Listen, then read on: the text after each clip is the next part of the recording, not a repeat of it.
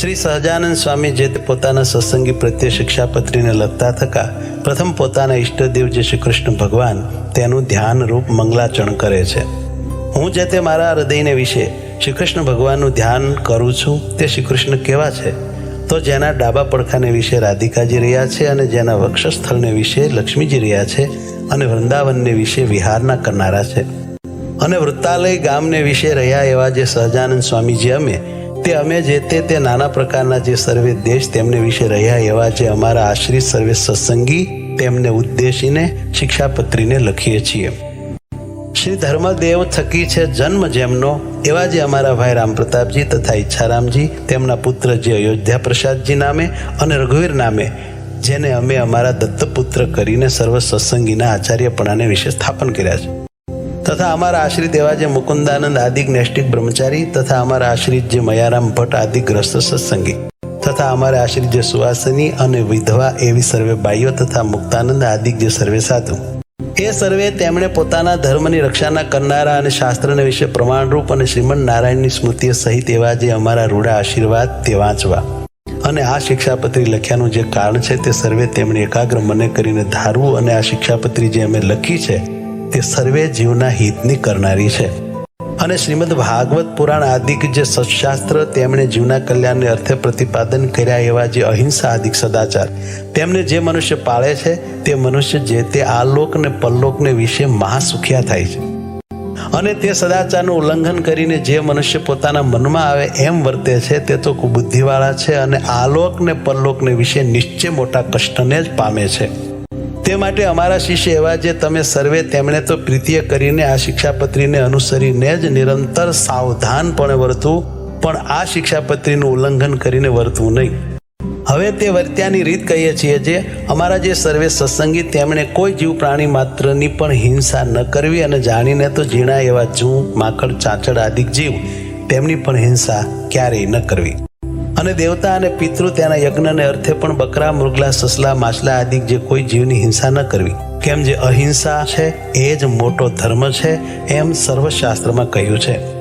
અને સ્ત્રી ધન અને રાજ્ય તેની પ્રાપ્તિને અર્થે પણ કોઈ મનુષ્યની હિંસા તો કોઈ પ્રકારે ક્યારેય પણ ન જ કરવી અને આત્મઘાત તો તીર્થને વિશે પણ ન કરવો ને ક્રોધે કરીને ન કરવો અને ક્યારેય કોઈક અયોગ્ય આચરણ થઈ જાય તે થકી મુજાઈને પણ આત્મઘાત ન કરવો અને ઝેર ખાઈને તથા ગળે ટૂંપો ખાઈને તથા કૂએ પડીને તથા પર્વત ઉપરથી પડીને ઇત્યાદિ કોઈ રીતે પણ આત્મઘાત ન કરવો અને જે માંસ છે તે તો યજ્ઞનું શેષ હોય તો પણ આપતકાળમાં પણ ક્યારેય ન ખાવું અને 3 પ્રકારની સુરા અને 11 પ્રકારનું મદ્ય તે દેવતાનું નૈવેદ્ય હોય તો પણ ન પીવું અને ક્યારેક પોતા વતે કાંઈક અયોગ્ય આચરણ થઈ ગયું હોય અથવા કોઈ બીજા વતે અયોગ્ય આચરણ થઈ ગયું હોય તો શસ્ત્રાદિકે કરીને પોતાના અંગનું તથા બીજાના અંગનું છેદન ન કરવું અથવા ક્રોધે કરીને પણ પોતાના અંગનું તથા બીજાના અંગનું છેદન ન કરવું અને ધર્મ કરવાને અર્થે પણ અમારા સત્સંગી કોઈએ ચોરનું કર્મ ન કરવું ધણિયાતું જે કાષ્ટ પુષ્પ આદિક વસ્તુ તે તેના ધણીની આજ્ઞા વિના ન લેવી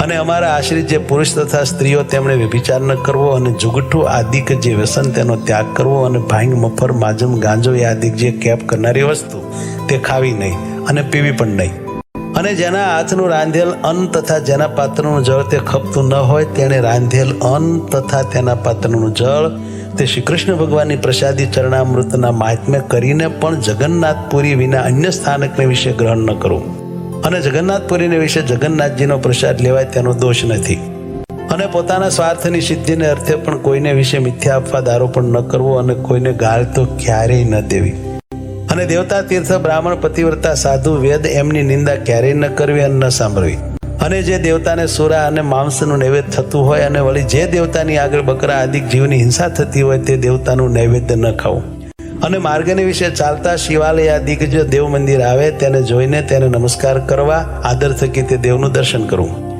પોતપોતાના વર્ણાશ્રમનો જે ધર્મ તે કોઈ સત્સંગીએ ત્યાગ ન કરવો પરધર્મનું આચરણ ન કરવું પાખંડ ધર્મનું આચરણ ન કરવું તથા કલ્પિત ધર્મનું આચરણ ન કરવું જેના વચનને સાંભળવે કરીને શ્રી કૃષ્ણ ભગવાનની ભક્તિ ને પોતાનો ધર્મ એ બે થકી પડી જવાય તેના મુખ થકી ભગવાનની કથા વાર્તા ન સાંભળવી જે સત્ય વચન બોલવે કરીને પોતાનો દ્રોહ થાય તથા પારિકો દ્રોહ થાય એવું જે સત્ય વચન તે ક્યારેય ન બોલવું જે કૃતજ્ઞ હોય તેના સંગનો ત્યાગ કરવો, વ્યવહાર કાર્યને વિશે કોઈની લાંચ ન લેવી. ચોર, પાપી, વ્યસની, પાખંડી, કામી તથા કિમિયા આદિ ક્રિયાએ કરીને જનનો ઠગનારો એ 6 પ્રકારના મનુષ્ય, તેમનો સંગ ન કરવો. જે મનુષ્ય ભક્તિનું અથવા જ્ઞાનનું આલંબન કરીને સ્ત્રી, દ્રવ્ય અને રસાસ્વાદ તેને વિશે અતિશય લોલુપ થકા પાપને વિશે પ્રવર્તતા હોય તેવા મનુષ્યનો સમાગમ ન કરવો. જે શાસ્ત્રને વિશે શ્રી કૃષ્ણ ભગવાન તથા શ્રી કૃષ્ણ ભગવાનના જે વારાહાદિક અવતાર તેમનું યુક્તિએ કરીને ખંડન કર્યું હોય એવા જે શાસ્ત્ર તે ક્યારેય ન માનવા અને ન સાંભળવા. ગાળ્યા વિનાનું જે જળ તથા દૂધ તે ન પીવું અને જે જળને વિશે ઝીણા જીવ ઘણાક હોય તે જળે કરીને સ્નાનાદિક ક્રિયા ન કરવી. જે ઔષધ, દારૂ તથા માંસ તેને યુક્ત હોય તે ઔષધ ક્યારેય ન ખાવું. વળી જે વૈદ્યના આચરણને જાણતા ન હોય તે વૈદ્ય આપ્યું જે ઔષધ તે પણ ક્યારેય ન ખાવું. અને લોક અને શાસ્ત્ર તેમણે મળમૂત્ર કરવાને અર્થે વર્જ્યા એવા સ્થાનક જે જીર્ણ દેવાલય તથા નદી તળાવના આરા તથા માર્ગ તથા વાવેલું ખેતર તથા વૃક્ષની છાયા તથા ફૂલવાડી બગીચા એ આદિક જે સ્થાનક તેમને વિશે ક્યારેય પણ મળમૂત્ર ન કરવું તથા થૂકવું પણ નહીં. અને ચોર માર્ગે કરીને પેસવું નહીં અને નિસરવું નહીં. અને જે સ્થાનક ધણિયાતું હોય તે સ્થાનકને વિશે તેના ધણીને પૂછ્યા વિના ઉતારો ન કરવો. અમારા સત્સંગી જે પુરુષ માત્ર તેમણે બાય માણસના મુખ થકી જ્ઞાન વાર્તા ન સાંભળ્યું અને સ્ત્રીઓ સાથે વિવાદ ન કરવો તથા રાજા સંગાથે તથા રાજાના માણસ સંગાથે વિવાદ ન કરવો. ગુરુનું અપમાન ન કરવું તથા જે અતિશય શ્રેષ્ઠ મનુષ્ય હોય તથા જે લોકને વિશે પ્રતિષ્ઠિત મનુષ્ય હોય તથા જે વિદ્વાન હોય તથા જે શસ્ત્રધારી મનુષ્ય હોય તે સર્વેનું અપમાન ન કરવું. વિચાર્યા વિના તત્કાળ કાંઈ કાર્ય ન કરવું. ધર્મ સંબંધી જે કાર્ય તે તો તત્કાળ કરવું. પોતે જે વિદ્યા ભણ્યા હોય તે બીજાને ભણાવવી. નિત્ય પ્રત્યે સાધુનો સમાગમ કરવો. ગુરુદેવ અને રાજા એ ત્રણના દર્શનને અર્થે જ્યારે જવું ત્યારે ઠાલે હાથે ન જવું. કોઈનો વિશ્વાસઘાત ન કરવો. પોતાને મુખે કરીને પોતાના વખાણ ન કરવા. જે વસ્ત્ર પહેરે છકે પણ પોતાના અંગ દેખાય એવું જે ભૂંડું વસ્ત્ર તે અમારા સત્સંગી તેમણે ન પહેરવું.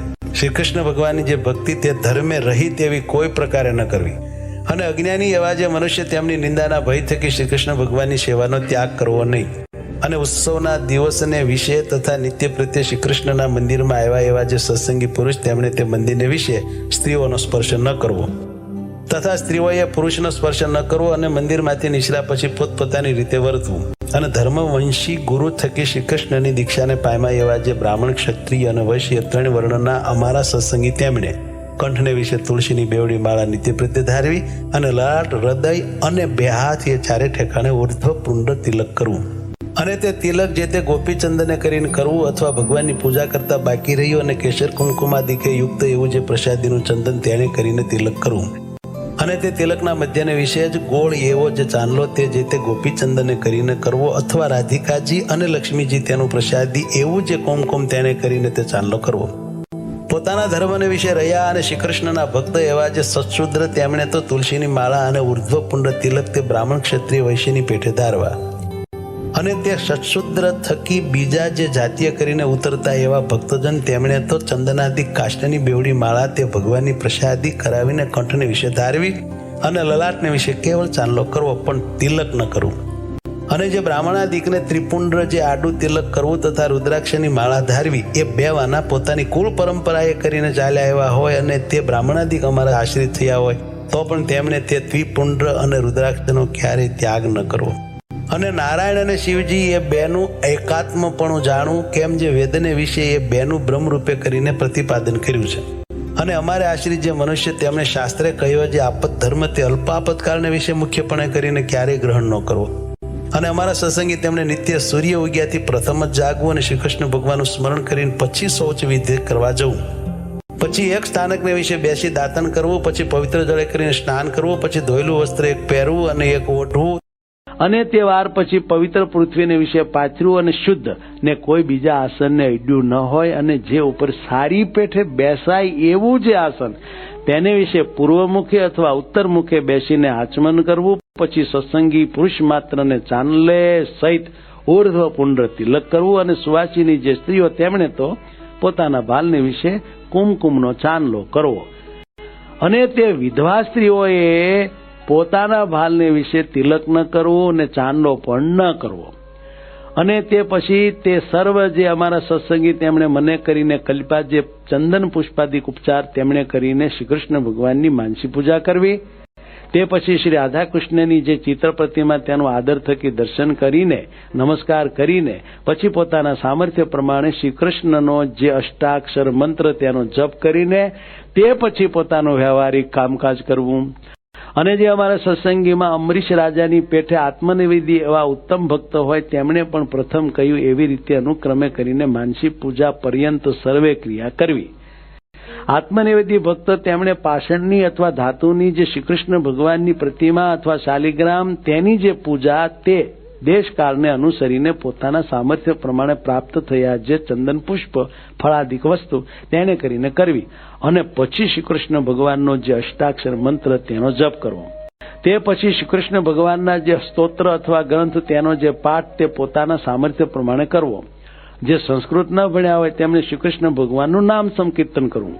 પછી શ્રીકૃષ્ણ ભગવાનને નૈવેદ્ય કરીને પછી તે પ્રસાદી એવું જે અન્ન તે જમવું. અને આત્મનિવેદી વૈષ્ણવ તેમણે સર્વકાળને વિશે પ્રીતિય કરીને શ્રીકૃષ્ણ ભગવાનની સેવા પરાયણ થવું. અને નિર્ગુણ કહેતા માયાના જે સત્વાદિક 3 ગુણ તેને રહિત એવા જે શ્રીકૃષ્ણ ભગવાન તેના સંબંધ થકી તે આત્મનિવેદી ભક્તની જે સર્વે ક્રિયા તે નિર્ગુણ થાય છે. તે હેતુ માટે તે આત્મનિવેદી ભક્તને નિર્ગુણ કહ્યા છે.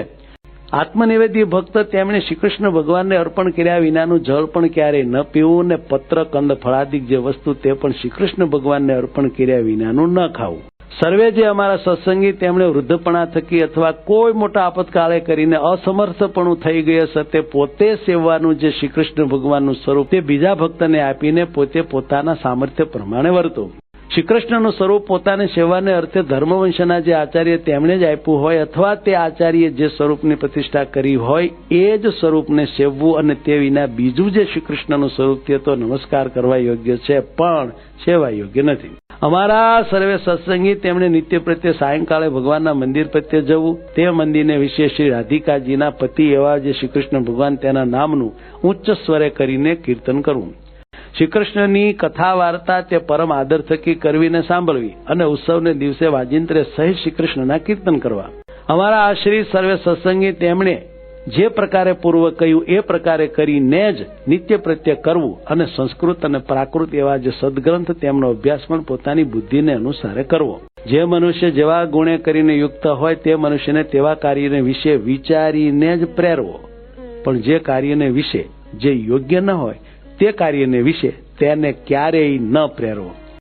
પોતાના જે સેવક હોય તે સર્વની પોતાના સામર્થ્ય પ્રમાણે અન્નવસ્ત્રાદિકે કરીને યથાયોગ્ય સંભાવના નિરંતર રાખવી. જે પુરુષ જેવા ગુણવાળો હોય તે પુરુષને તેવા વચને કરીને દેશકાળ અનુસારે યથાયોગ્ય બોલાવો પણ તેથી બીજી રીતે ન બોલાવો. વિનય કરીને યુક્ત એવા જે અમારા આશ્રિત સત્સંગી તેમણે ગુરુ, રાજા, અતિ વૃદ્ધ, ત્યાગી, વિદ્વાન અને તપસ્વી એ 6 જણા આવે ત્યારે સન્મુખ ઉઠવું, આસન આપવું, મધુર વચને બોલાવવું ઇત્યાદિ ક્રિયાએ કરીને તેમનું સન્માન કરવું. ગુરુદેવને રાજા એમને સમીપે તથા સભાને વિશે પગ ઉપર પગ ચડાવીને ન બેસવું તથા વસ્ત્રે કરીને ઢીચણને બાંધીને ન બેસવું. અમારા આશ્રિત જે સર્વ સત્સંગી તેમણે પોતાના આચાર્ય સંગાથે ક્યારેય પણ વિવાદ ન કરવો અને પોતાના સામર્થ્ય પ્રમાણે અન્ન, ધન, વસ્ત્રાદિકે કરીને પોતાના આચાર્યને પૂજવા. અમારા આશ્રિત તેમણે પોતાના આચાર્યને આવતા સાંભળીને આદર થકી તત્કાળ સન્મુખ જવું અને તે આચાર્ય પોતાના ગામથી પાછા પધારે ત્યારે ગામની ભાગોળ સુધી વળાવવા જવું.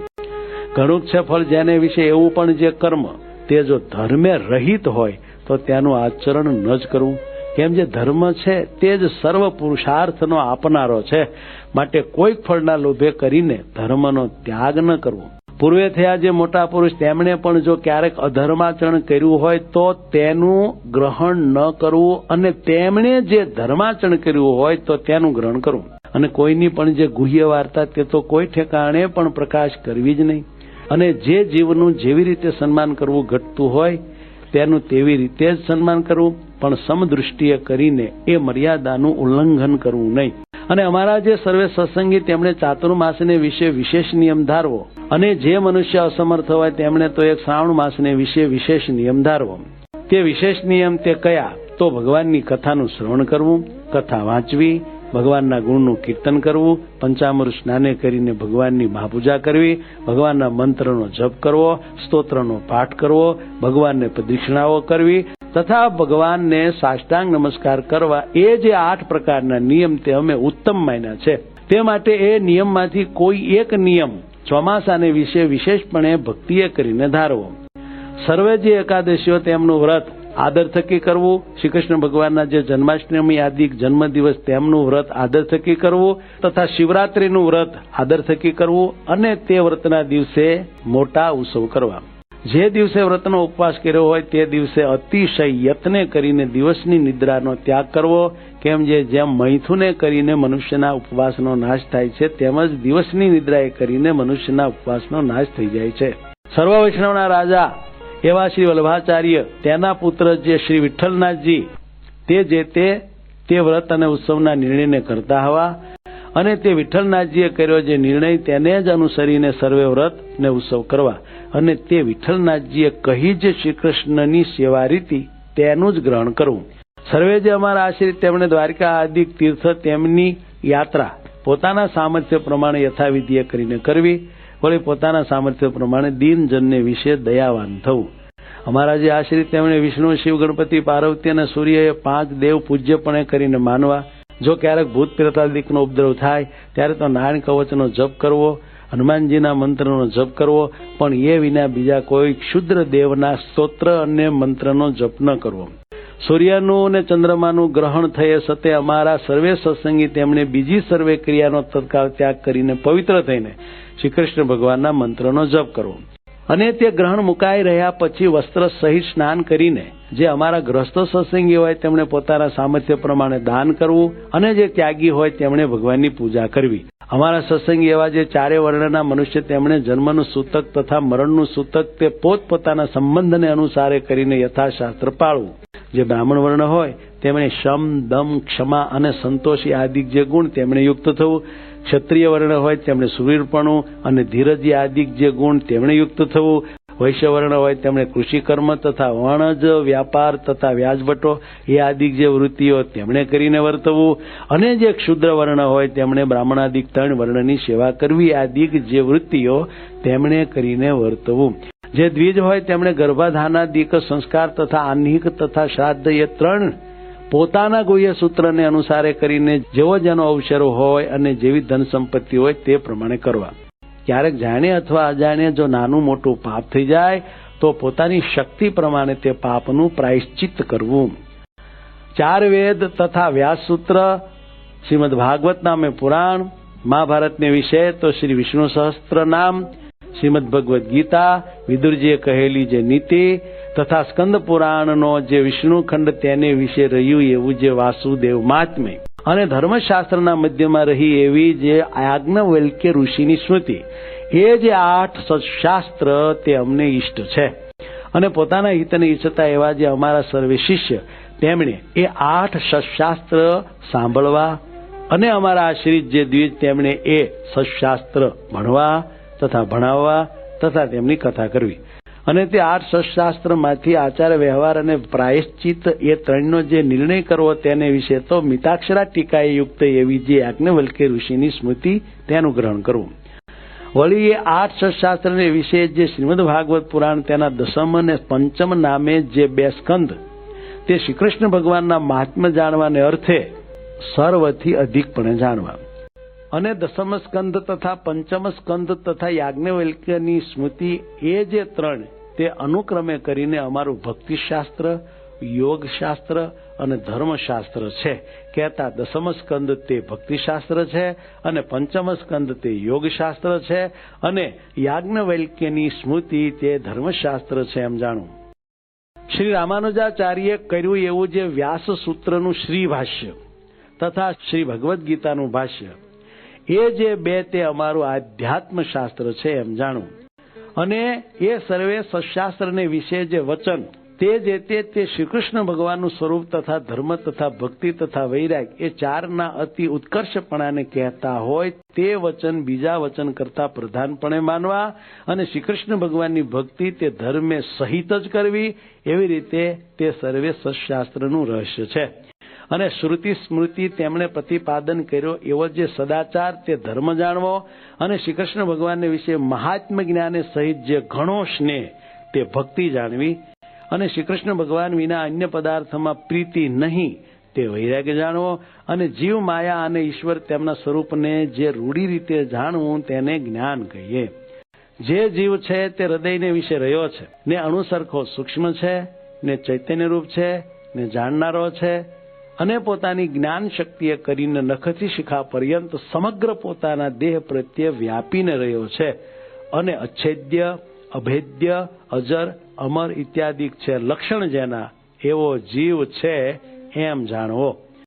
અને જે માયા છે તે ત્રિગુણાત્મિકા છે ને અંધકારરૂપ છે ને શ્રી કૃષ્ણ ભગવાનની શક્તિ છે, અને આ જીવને દેહ તથા દેહના જે સંબંધી તેમને વિશે અહમ મમત્વની કરાવનારી છે એમ માયાને જાણવી. અને જે ઈશ્વર છે તે જેમ હૃદયને વિશે જીવ રહ્યો છે તેમ તે જીવને વિશે અંતર્યામીપણે કરીને રહ્યા છે ને સ્વતંત્ર છે ને સર્વ જીવને કર્મ ફળના આપનારા છે એમ ઈશ્વરને જાણવા. અને તે ઈશ્વર તે કયા? તો પરબ્રહ્મ પુરુષોત્તમ એવા જે શ્રી કૃષ્ણ ભગવાન તે ઈશ્વર છે, અને તે શ્રી કૃષ્ણ આપણા ઈષ્ટદેવ છે ને ઉપાસના કરવા યોગ્ય છે ને સર્વ અવતારના કારણ છે.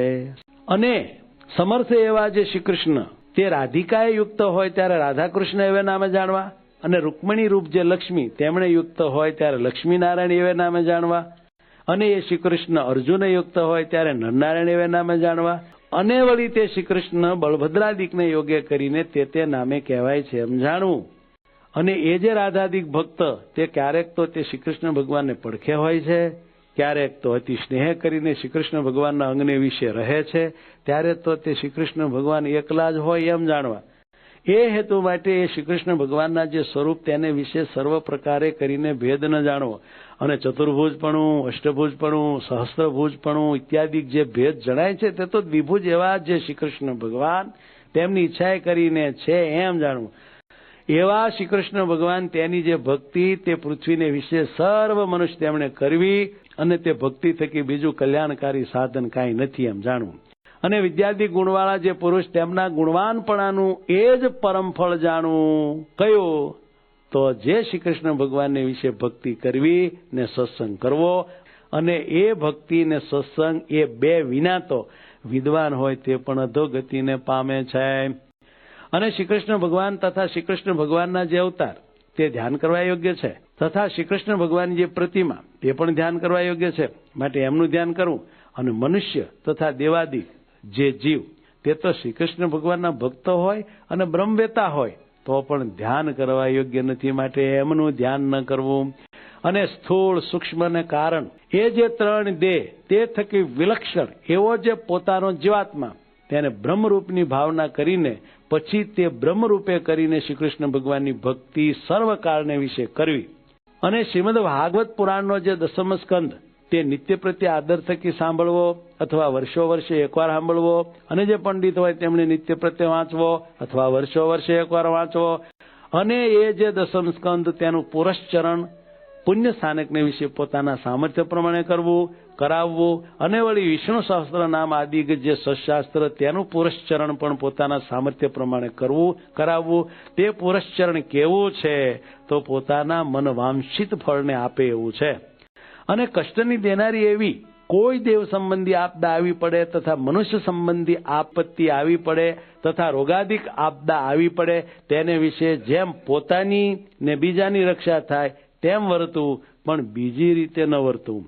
અને આચાર વ્યવહાર અને પ્રાયશ્ચિત એ જે ત્રણવાના તે દેશ કાળ અવસ્થા દ્રવ્ય જાતિ અને સામર્થ્ય એટલાને અનુસારે કરીને જાણવા. અને અમારો જે મત તે વિશિષ્ટાદ્વૈત છે એમ જાણવું. અને અમને પ્રિય એવું જે ધામ તે ગોલોક છે એમ જાણવું. અને તે ધામને વિશે બ્રહ્મરૂપે કરીને જે શ્રી કૃષ્ણ ભગવાનની સેવા કરવી તે અમે મુક્તિ માની છે એમ જાણવું. આ જે પૂર્વે સર્વે ધર્મ કયા તે અમારા આશ્રિત જે ત્યાગી, ગ્રહસ્થ, બાય, ભાઈ, સર્વે સત્સંગી તેમના સામાન્ય ધર્મ કયા છે? કહેતા સર્વ સત્સંગી માત્રને સરખા પાડવાના છે. અને હવે એ સર્વેના જે વિશેષ ધર્મ છે તેમને પૃથક પૃથકપણે કરીને કહીએ છીએ. હવે પ્રથમ ધર્મવંશી જે આચાર્ય અને તેમની પત્નીઓ તેમના જે વિશેષ ધર્મ તે કહીએ છીએ. અમારા મોટા ભાઈ અને નાના ભાઈ તેના પુત્ર જે અયોધ્યા પ્રસાદ અને રઘુવીર તેમણે પોતાના સમીપ સંબંધ વિનાની જે બીજી સ્ત્રીઓ તેમને મંત્ર ઉપદેશ ક્યારેય ન કરવો અને તે સ્ત્રીઓને ક્યારેય પણ અડવું નહીં અને તે સાથે બોલવું નહીં અને કોઈ જીવને વિશે ક્રૂરપણું ન કરવું અને કોઈની થાપણ ન રાખવી અને વ્યવહાર કાર્યને વિશે કેનું પણ જમાન ગરું ન કરવું અને કોઈ આપતકાળ આવી પડે તો ભિક્ષા માંગીને પોતાનો નિર્વાહ કરીને તે આપતકાળને ઉલ્લંઘવો, પણ કોઈનું કરજ તો ક્યારેય ન કરવું. અને પોતાના જે શિષ્ય તેમણે ધર્મ નિમિત્તે પોતાને આપ્યું જે અન્ન તે વેચવું નહીં અને તે અન્ન જૂનું થાય તો તે જૂનું કોઈકને દઈને નવું લેવું અને એવી રીતે જે જૂનાનું નવું કરવું તે વેચવું ન કહેવાય. અને ભાદરવા સુધી ચતુર્થીને દિવસે ગણપતિની પૂજા કરવી તથા આસોવદી ચતુર્દશીને દિવસે હનુમાનજીની પૂજા કરવી. અમારે આશ્રિત જે સર્વે સત્સંગી તેમના ધર્મની રક્ષા કરવાને અર્થે એ સર્વેના ગુરુપણાને વિશે અમે સ્થાપન કર્યા એવા જે તે અયોધ્યા પ્રસાદ અને રઘુવીર તેમણે મુમુક્ષુજનને દીક્ષા આપી.